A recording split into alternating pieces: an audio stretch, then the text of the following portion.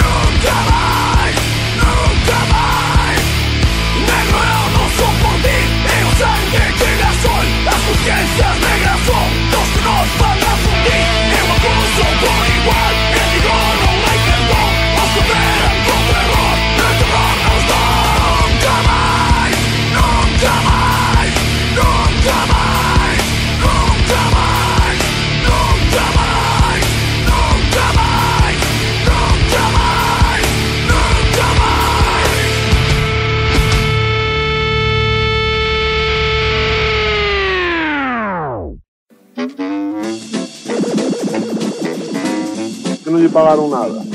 Bueno, a medio euro pagaram o monte de arriba, o de baixo o meu.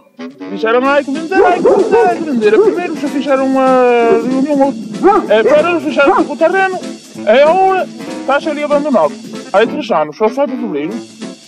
Esta zona era uma cousinha, porque pelo menos havia um posto de trabalho. Pero se fan isso, ponho uma carteira comigo. Internet, né? Não sei, a mim não me dá pena nenhuma porque, mira, eu já pouco tempo me quedo como eu morro amanhã ou hoje. Isso qualquer de nós. Pero a mim não é, o que me gostaria era ver Tourinhã fora de vacas, é que a gente estiver trabalhando num posto de trabalho, é fora vacas, é fora animal, porque os animais não dão nada mais que trabalho, que a carta dá pouco.